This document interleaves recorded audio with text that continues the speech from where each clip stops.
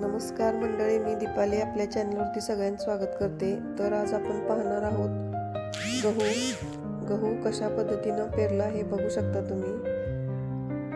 ही अशी गव्हाची पेरणी झालेली आहे इथं, आणि या गव्हाची पेरणी करून जवळजवळ महिना होत आलेला आहे. तर या गव्हाला 2 पाणी झालेले आहेत. एक गहू पेरताना दिलेला आहे आणि एक काल परवा दिलेला आहे. आणि या गव्हाची जात आहे लोकवन गहू आहे. हे गहू पेराच्या अगोदर इथं कांदे होते. त्या कांद्याच्या प्लॉटमध्येच गहू लावलेला आहे.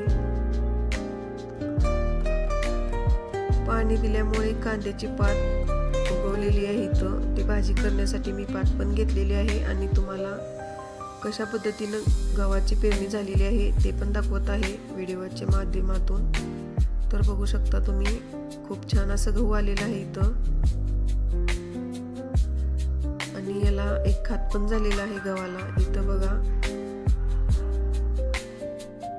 बगळे आहेत तिथं. बगळ्यांचं मन सोबत चरणं चालू आहे इथं बघा.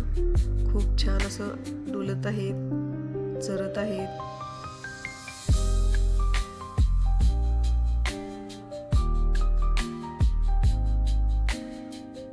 असं निसर्ग सानिध्यात आल्यानंतर खूप छान वाटतं. शेताकडची मजा वेगळीच असते. तर इथं भाजीसाठी मी कांद्याची पात घ्यायला लागलेली आहे. खूप अशी कांद्याची पात आलेली आहे इथं शेतामध्ये. सहज जरी गेलं तर काय पण भेटते शेताकड. आणि गहू बघू शकता तुम्ही, खूप मस्त असं गहू आलेलं आहे इथं. असं शेताकडे आल्यानंतर खूप छान वाटतं.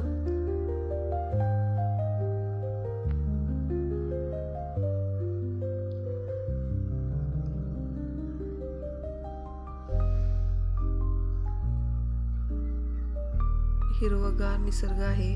खूप छान असं हिरवगार गव्हाची शेती आलेली आहे.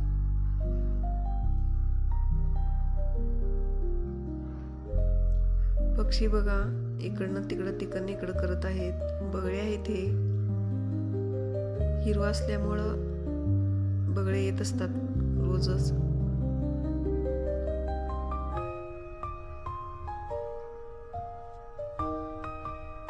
ही अशा पद्धतीने पेरणी झालेली आहे.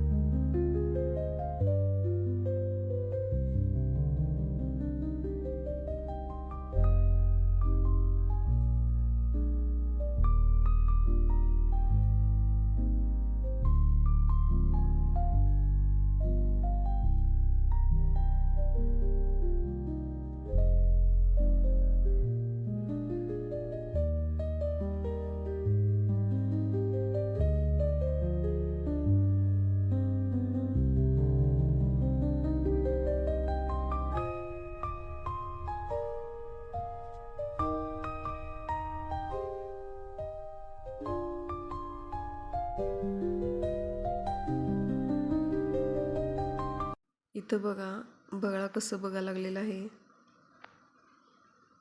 मस्त असं वातावरण आहे. खूप छान वाटतं असं शेतात आल्यानंतर.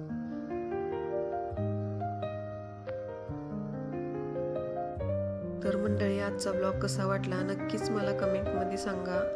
आवडल्यास शेअर करा, सबस्क्राईब करा, लाईक करायला नक्कीच विसरू नका.